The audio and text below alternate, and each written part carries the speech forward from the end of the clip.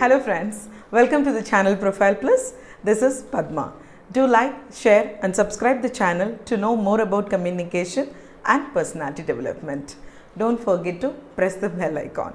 So let's get into today's topic. Okay, so I have picked up modal verbs for all of you.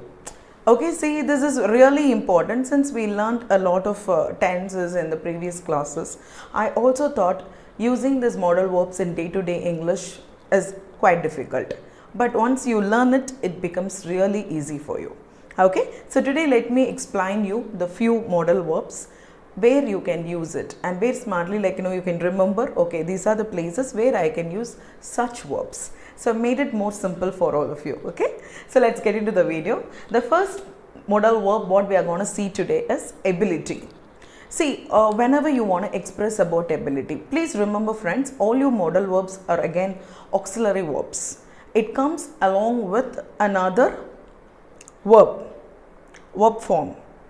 Okay, so it's more or like do, have, all such things. Okay, so whenever you use the word have, it comes along with an infinite verb, isn't it? So the same way here we use this verb along with another verb form. So this verb form remains present tense always. Okay, so whenever you use any of these modal verbs, the next to that, whichever the action word we use, that is only the first verb form. Okay, it remains in the present for your clarification. Okay, so let's get into this. So first let me tell you where all the places we need to explain about the ability. Whenever we talk about the ability, the main modal verb what we use is can and could. See, can. When you say I can do this, it says that you have the ability to do it, isn't it? So that is the meaning of can. Can is equal to ability, and there are many people who use can and able together. It's a blender, friends. Please avoid using it. Okay, so don't use can and able together. It's wrong. Okay, see, there are certain people say that I can able to do this. Can and able gives the same meaning. So I can do this. Makes sense. Okay, so here whenever you want to explain ability, it's can and could. I give you an example. I can I can move this table. I can maybe you can just tell someone I can move this table, or I can lift this chair. Okay, I could. Again, could is all about something in the past. Normally we speak, whenever we talk about ability, could remains in the past. Okay, I could do this yesterday, but I cannot today. Means like that. Okay, I could attend all my classes last week, but this week it means that this week you cannot attend the classes. Okay, so this is all about ability. Coming back to permission, when you have to ask permission, there are only these three modal verbs which we frequently use. Can and could, normally we use it for a formal informal way. See, whenever you want to ask any permission using can or could, this sounds very casual and could sounds very polite, the more polite. Okay, but can and could are equal here. Whenever you are asking permission, can and could remains present tense because it's just a permission. So it need not to be like in the past or in the future, it's like present. So can and could plays the same role here. So can is, both are informal, but can is a very normal, very casual way of asking. Okay, can I just borrow your pen? Okay, it's like a very small way, very casual way of asking. Could you please move a little, or could you please lend me your pen? Which is more polite. And what's that formal way? The formal way is may. Okay, may we go home now? Okay, may I take the meeting? Okay, all these things are more formal. So these two are informal and may comes under formal permissions. That is what I meant here. The third one is all about advice. See friends, remember, this is how you always have to remember the modal verbs. Whenever I have to express abilities or permission, or remember only this keyword so that it becomes so easy. Advice. When you advise someone, normally we use this word should. You should watch this movie. Probably you should watch the movie. Like, what is the big advice you give here? You just express your feeling that if you watch, it's something really good to be watched. So you advise someone to watch the movie.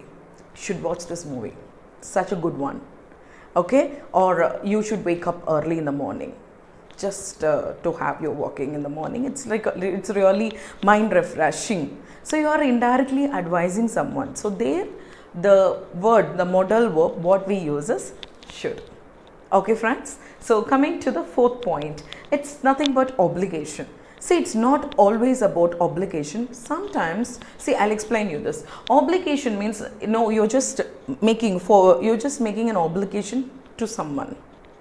Okay, you must learn all these modal verbs before this week, or I must learn. Okay, I must learn all these modal verbs before a week, before this weekend. Okay, then you have to remove your slippers outside. You have to remove your slippers outside. So we use it for obligation. And one more area where we use must. See, again, to say some rules and regulations, friends. So whenever there is some rules, like you must wear your helmets. Yeah, you must sanitize your hands, and you must maintain social distancing.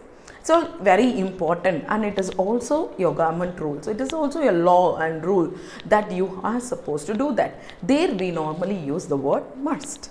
And have to, again, it shows there are some areas where we use have to for expressing your responsibility. I have to pick my son by 7 o'clock today. Right? Tonight you have a commitment, you have a responsibility. So there you again can use the word have to. And the same area in the past you can in fact use had to. I had to pick my son last evening, so I couldn't meet you. So I couldn't really meet you because I had to pick my son in the past tense. Today I am expressing my current responsibility, saying that I have to pick my son tonight at 7 p.m. Okay, friends. So these are the two areas, not just obligation, even in the area of laws or rules and regulations, or sometimes you express your responsibility or commitment, we use the term have to. The last one, okay, the last one is all about possibility. Remember, friends, when there is some possibility, many of you may have a lot of confusion between might and may. Remember, might and may are equal. There is no big difference using might or may. For the beginners, I'm saying don't have any confusion using might or may. Whenever you think that there is a possibility for something, we use the modal verb may. It may rain. Why? When you say this word, when you see the clouds getting dark, it just you have assumption the climate becomes chill. So you assume there is a possibility that it may rain. Correct. Only in these areas you will be using this kind of a terms.